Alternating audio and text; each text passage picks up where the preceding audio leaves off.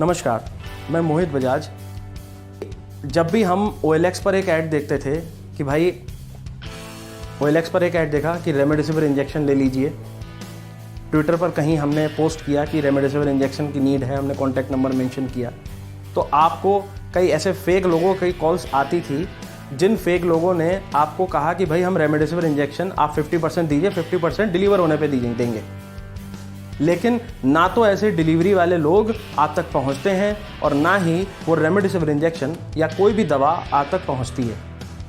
ये एक तरीके का साइबर फ्रॉड, साइबर क्राइम है। आप सभी जानते हैं जामताड़ा इसका हब है, लेकिन ज़रूरी नहीं जामताड़ा। इस बार तो भाई हरियाणा से, पंजाब से और उत्तर प्रदेश के कई ज़िलों से भी ऐसे लोगों को पकड़ा गया। बिहार से पकड़ा गया, ना जाने पूरे देश के अन्य राज्यों से इसको पकड़ा गया। ये बहुत बड़ा गैंग चला रहे थे और कोरोना काल में जहाँ एक तरफ हम और आप लड़ रहे थे, कई लोग जीवन और मृत्यु से लड़ रहे थे, लेकिन ऐसे लोग हम और आपको लूटने की कोशिश कर रहे थे। तो वो अवेयरनेस कैंपेन काफ़ी हद तक कारगर साबित हुआ। फिर हमारे बड़े भाई सोनू सूद जी जो इतनी मदद कर रहे थे, उनको भी लूटने का काम शुरू हो गया। मैंने उनको पहले ही आगाह कर दिया था कि कहीं ना कहीं आप साइबर फ्रॉड में फंसने वाले हैं और कहीं ना कहीं आपकी छवि को धूमिल करने की पूरी कोशिश की जाएगी। और हुआ भी यही। कई सारी संस्थाओं ने कुछ ऐसे क्रिएटिव्स बनाना शुरू कर दिए कि भैया ऊपर सोनू सूद साहब की फ़ोटो लगा दी, बड़े भैया की, और नीचे जो है लगा दिया कि सोनू सूद फाउंडेशन में डोनेट करें, हमारा पेटीएम नंबर ये है, हमारा फ़ोनपे नंबर ये है, आप दे दीजिए, फ़ोनपे कीजिए। उसमें नंबर दे दिए। आप भाई हो सकता है आप देखें कि हाँ सोनू सूद से कोई बात तो कर नहीं सकता। भाई ट्विटर पर हम बातचीत करते हैं, फ़ोन भी वो अटेंड करते हैं, लेकिन कितने फ़ोन अटेंड कर लेंगे?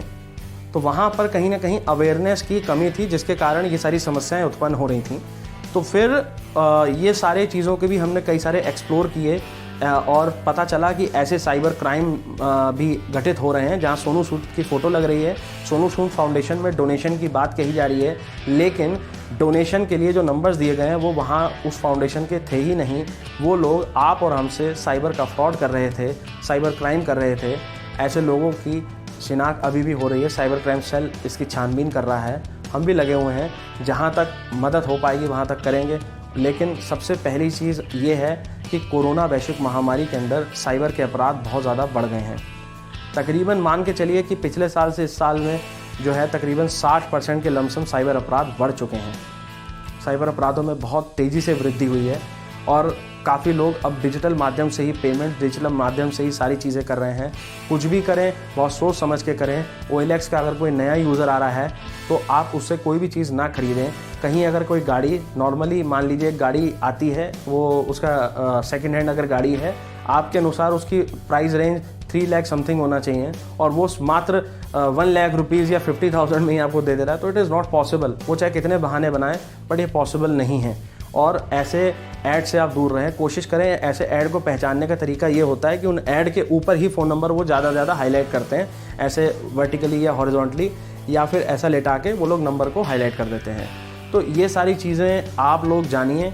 और भी बहुत कुछ है, लेकिन इसका समाधान सिर्फ एक ही है कि आप साइबर में अवेयर रहें, साइबर क्राइम से अवेयर रहें और ज़्यादा से ज़्यादा ऐसी इन्फॉर्मेशन को साझा करते रहें। जय हिंद, जय भारत।